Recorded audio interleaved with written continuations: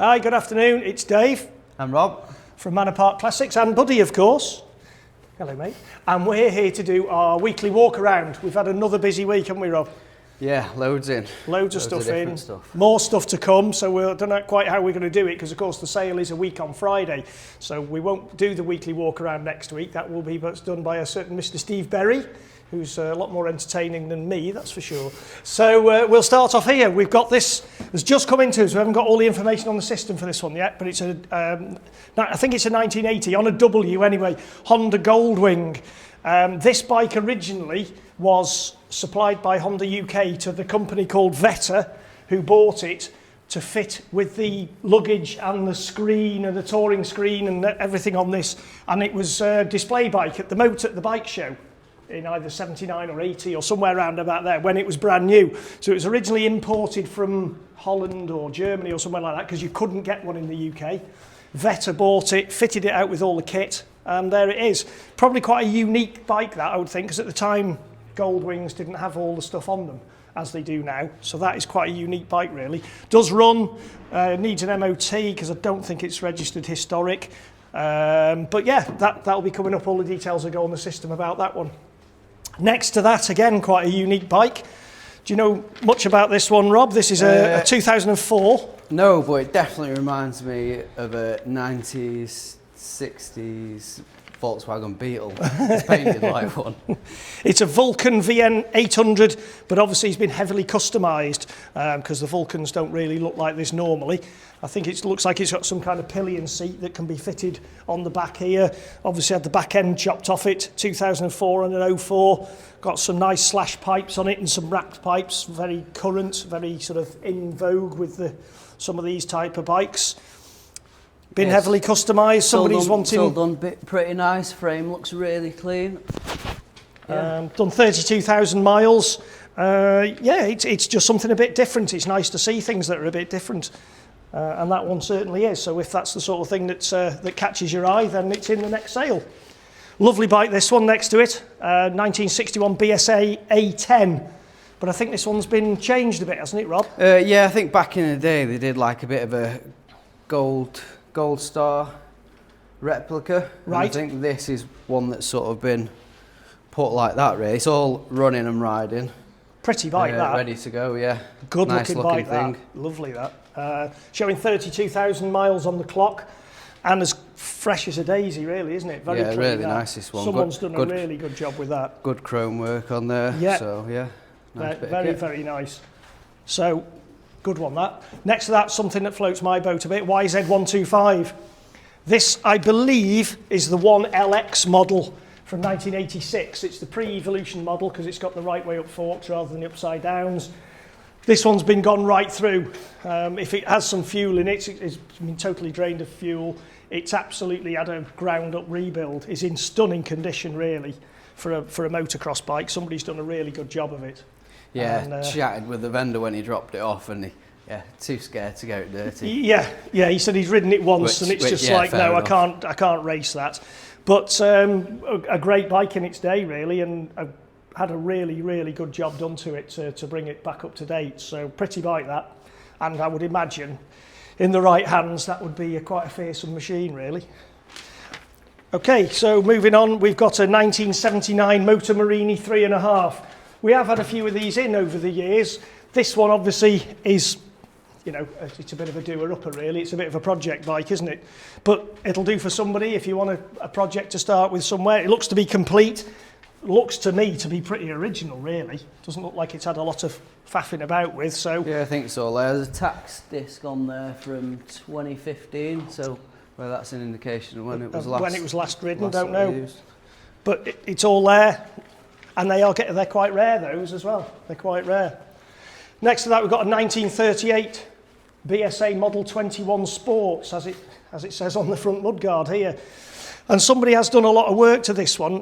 When Matt comes round the other side here, somebody's made a sort of the time Scott oiler out of copper and brass there, with a penny for the year of the bike on top of the Scott oiler.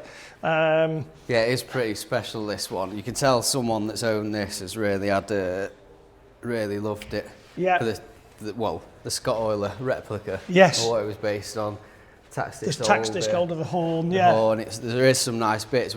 I'm going to go over this and prep it, wash it, polish it, because it definitely deserves it. Yeah, it does deserve it, yeah. So that will be a lot cleaner before we do the photography for it. So it's only because it's been stored and it's been away, but I think that's a great looking bike. Yeah, the hand gear change and those sort of things. This would be my pick of the sale, I think, just because it looks like it's got some stories to tell. Yes, it can probably tell some tales, that, I would imagine, as you say. Next to that, we've got a lovely little Lambretta 1963. This has come from a vendor of ours who's got quite a few bikes. We mentioned a couple of his bikes last week. Again, a pretty little bike. It'll be in all running order, knowing the gentleman who's put it in. All of his bikes. Yeah, he's done the mileage that's on the clock's 153. I spoke to him today and he said that's all it's done since it's had engine done, gearbox, all the brakes have been gone through. So okay. Yeah, it's basically still getting running really. Right. It's a little 125, and again, they normally do very, very well, these little Lambrettas. And to find one, you know, of this vintage 1963, it's sort of where everybody likes the early ones. They seem to like the very early ones. So pretty little bike, that should do very well. A bike that excites me, I won't go on too much because we all know of my love of Fireblades, but here we go, a Fox Eye Fireblade on the M94, is it, or 95? 94.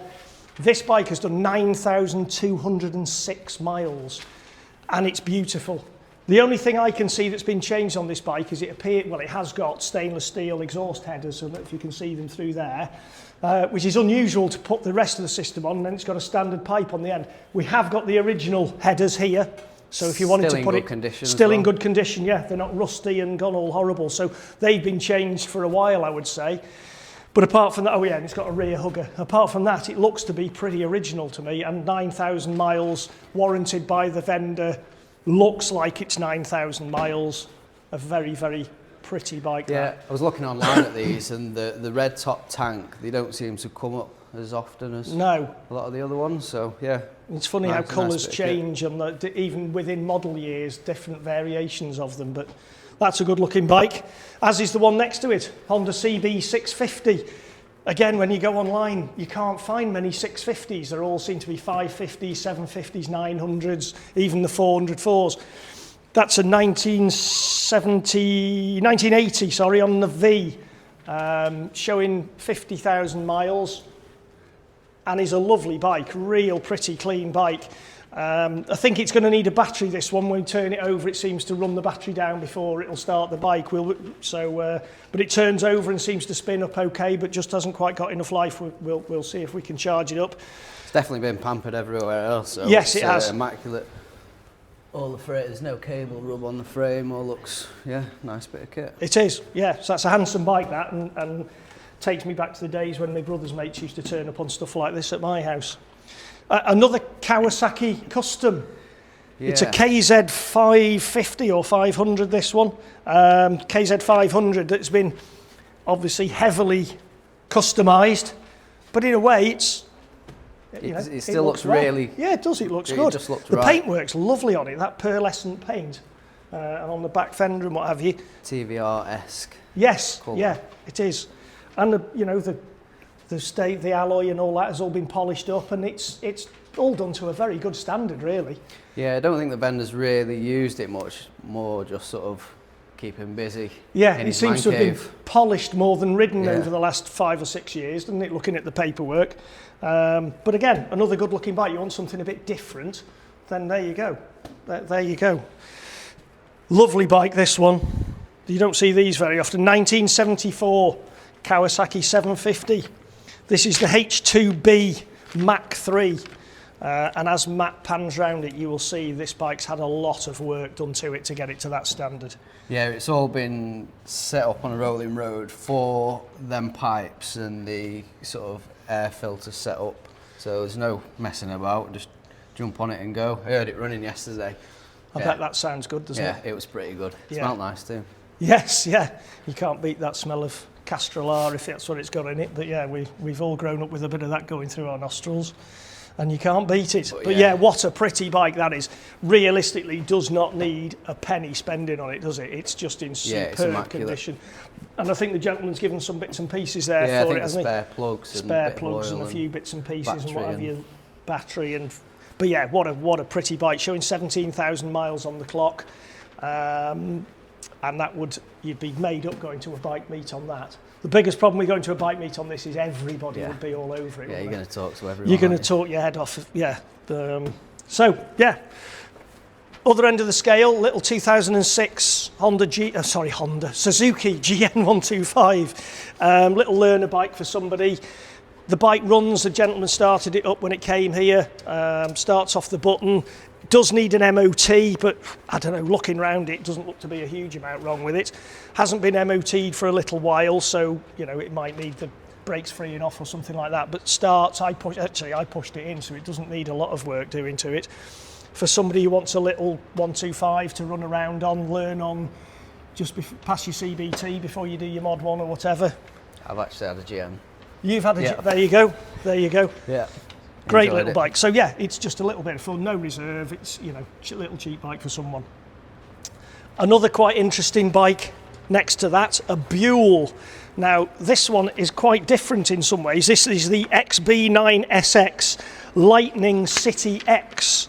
And the interesting thing about this one is it's got what's called Hero Blue translucent paintwork. If you see here, you can actually see through it. You can see through it there, you can see through it on the front. So it's not actually painted, it's plastic that you can see through. This bike is a 2005, but it's actually done 4,500 miles from new. It's been dry stored for the past 18 years. Well, the last owner owned it for 18 years, and it's done nothing. So when it's been brought out of its dry storage, it's had a new battery. It's had to have the fuel pump reconditioned because it wouldn't pump, and it's just passed. Yesterday, it passed an MOT. The guy put it away on brand new tyres, so they were put on it 2009 or something like that. Pretty fresh. So they're brand new tyres, but obviously it has been stood on them. So whether somebody would want to change them, whatever, that's your call. It did sound good before. It sounds great. It does sound great. It did set an alarm off as well. It did set an alarm off on a vehicle outside because of the throbbing coming out of the exhaust. But, go and find another 2005 bike with 4,500 miles on it. I think it's 3 owners from new, and the last owner's had it for 18 years. So quite a unique bike, really. And in a way, I think it looks great. Yeah, it's probably really, a bit ahead of its time. Probably is, because it's not really aged a lot. No. And the interesting thing about these, I don't know, you probably do know because you're mechanically minded, the oil for the engine is in the swinging arm, and the fuel, you fill it up there, and it's in the frame. So it isn't actually a tank on the top, the fuel is in the frame. And the fuel pump's at the back of the frame here, which is because they've just had to recondition it. But yeah, interesting bike that. Be interesting to see what that does. Nice compact little bike. Yeah. Good little bit of fun. BMW R1200 GS, what can you say? If you want a bike to commute on, buy a GS. If you want a bike to tour on, buy a GS. If you want a bike to keep up with your sports bike riders, buy a GS. If you want something to do a bit of Jeep green laning on, buy a GS. They're just realistically a bike for everybody, really. This one's a 2004. It's done 46,000 miles. It's got a few bits and pieces on it that you would, potentially look for. It's got the crash bars, it's got the spotlights, got heated grips. It's got ABS, which does go, the lights go off when it seems to make all the right noises when you move it around the car park. Starts off the button. Is, in fairness, for its age, really clean. Really clean, yeah. Got a little bit of corrosion at the front of the engine here. That's only to be expected on the age of the bike. But realistically, for the the sort of money you're going to buy on for one of these, you can spend somewhere between 15 and 25 grand on a GS, or you can buy one for a fraction of that money and use it as your daily or your winter hack or whatever. And what a great piece of kit, shaft drives, you don't have to worry about chains. And it's definitely been loved. Yeah, it has. It's been looked after. It's got pretty good service history with it. So yeah, a good investment or something that you can use easily there. And this one's just come into us today. Don't know a huge amount about this one. It's a BSA of some description and sidecar. We're going to do the homework on it. Obviously put all the information on the website and on out there for everybody to see. But an interesting bit of kit there for someone. One for you and Buddy, that. One for me and Buddy, yeah. What do you reckon, Bud? Should we go and get you some goggles and get you in the sidecar? What should we think, mate? Yeah, but everything will come up on the website for that. So a pretty eclectic mix of machinery there, I would say, Rob. Yeah. And got some more bits coming in. Realistically, the books are going to close this week for entries because the sale is a week on Friday, so we haven't got much time now. You'd have to be quick if you wanted something into this sale in the next 48 hours or so.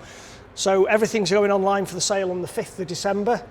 Check us out, www.manorparkclassics.com. Like and share our page on Instagram, YouTube, Facebook, LinkedIn. We're on all of them.